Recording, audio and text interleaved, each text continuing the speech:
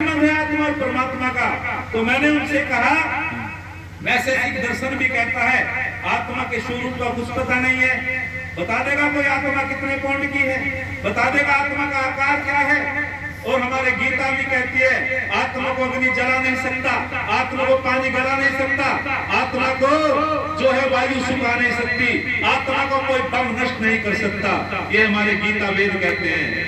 और मैंने कहा गुरु पुराण कहती है, बोले बिल्कुल ठीक कहते हैं, ऐसे लिखा है यम के दूत आते हैं, यम के दूत आते हैं और उस आत्मा को घसीटते ले जाते हैं। इसकी आवाज को घसीटते ले जाते हैं, पत्थर से घसीटते हैं, गरम रहा करते हैं तेल में और साथ में फिर सला के घुसेड़ते हैं और उसको पाप का दंड देते हैं। मैंने कहा सभा के लोगों से, यहाँ पढ़ी लिखी महिला बैठी हैं, महिलाओं में बड़ा विश्वास होता है। स्वामी दयानंद का सबसे बड़ा प्राप्त तुम्हारे ऊपर, लेकिन तुम स्वामी दयानंद की बात नहीं मानती। कोई विश्वास रहो कि तू शनि वाला रहो, सारे मोहल्ले में इकट्ठी हो जाएंगी महिला। पंडित जी हमारा भी करो भला, हमारा भी करो भला। पंडित जी का खुद ही भला नहीं होना, वो तुम्हारा क्या भला करेगा, वो तो खुद ही बेरवा विरान है। पाखंड का प्रचार करने वाला व्यक्ति परेशान रहता है, याद रखना। अविद्या का प्रचार करने वाला व्यक्ति परेशान रहता है, किसी को भ्रमित नहीं करना चाहिए। तो मैंने क्या बताओ, गीता कहती है कि आत्मा का कोई भी नाश नहीं कर सकता। गरुड़ पुराण कहती है कि आत्मा में गर्म सला के घुसेड़े जाते हैं। मैंने लोगों से कहा कि बताओ गीता सच है या गरुड़ पुराण सच है? तो लोगों ने कहा जी गीता ही सच है। तो जब गीता सच है तो उसमें विपरीत बात थी तो फिर वो झूठी हुई? अरे हाँ ना तो करो भैया। जब गरुड़ पुराण में ये बात लिखी है कि इसमें सला के घुसेड़ दिए जाते हैं, वेद कहता है कि आत्मा में सला के घुसेड़ कोई नहीं सकता। तो बोले जी हाँ बिल्कुल गीता ही झूठी है। तो उस पंडित जी महाराज ने कहा आचार्य जी तुम्हें नहीं पता? मैंने की बोलो कि वहां यम जो है उस आत्मा को दूसरा शरीर देता है और दूसरा शरीर देकर के दंडित करता है। मैंने कि ये व्यवहार के लिए है, पूरे संसार वालों के लिए? बोले पूरे संसार वालों के लिए है। मैंने कि इसमें भी तो ही फंसेगा। बोले कैसे?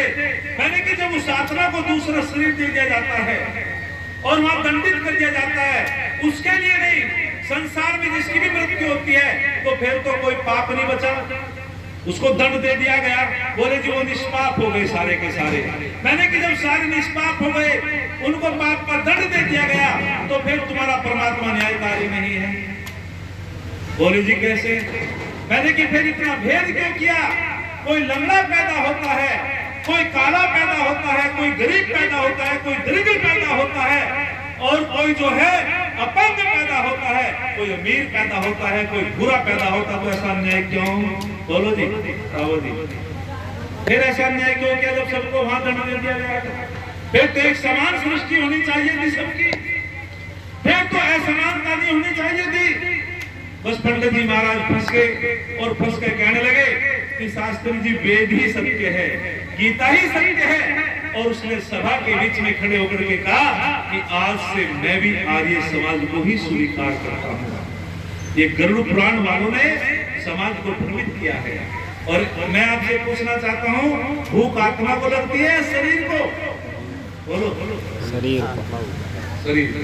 दो प्रश्न आए, कुछ ने कहा शरीर को लगती है, कुछ ने कहा आत्मा को भी लगती है। मैंने यहाँ लगा दिया था बीच में, मैंने कि भूख आत्मा को लगती है या शरीर को? हमारे शास्त्र क्या कहते हैं?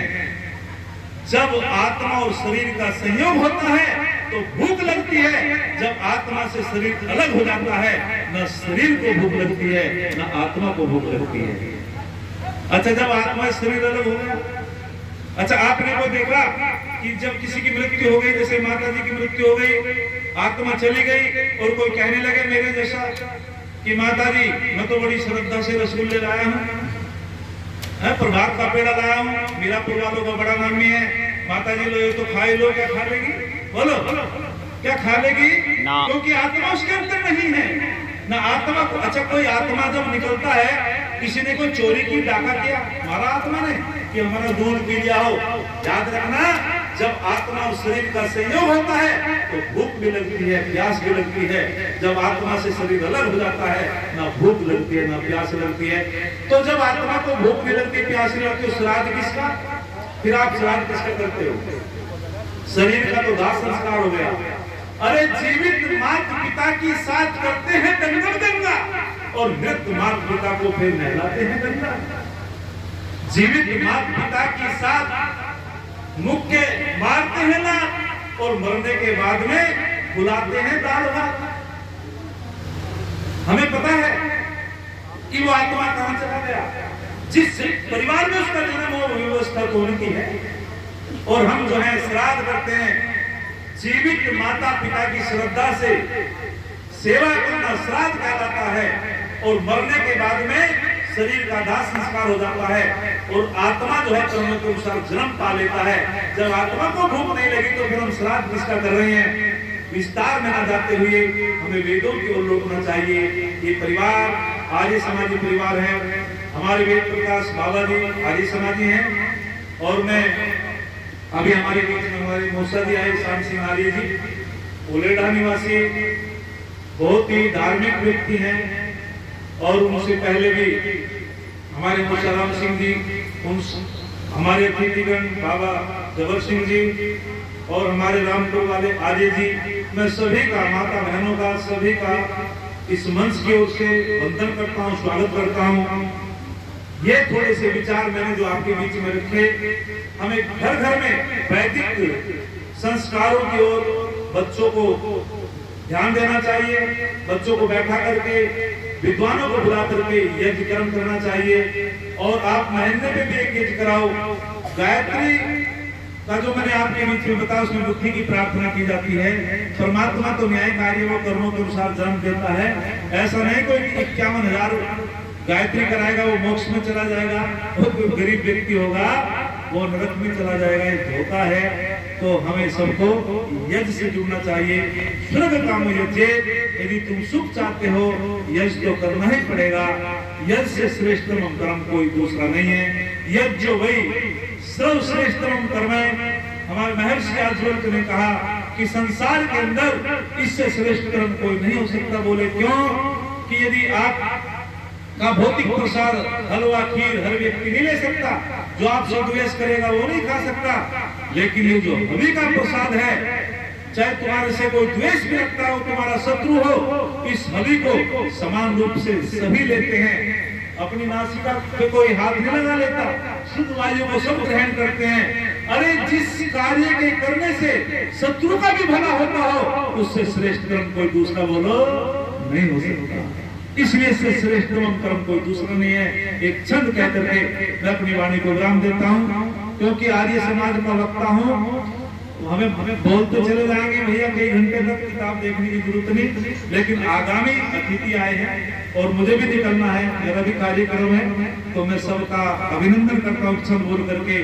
अरे जहाँ फूल खिलते हैं उसे उद्यान कहते हैं। जहाँ फूल खिलते हैं उसे उद्यान कहते हैं। जहाँ फूल जलते हैं उसे शमशान कहते हैं। जन्म और मृत्यु में बस फर्क है इतना। इसे विराम कहते हैं, उसे विश्राम कहते हैं। इसे विराम कहते हैं, उसे विश्राम कहते हैं। यदि ओम संत आप लोगों का धन्यवाद।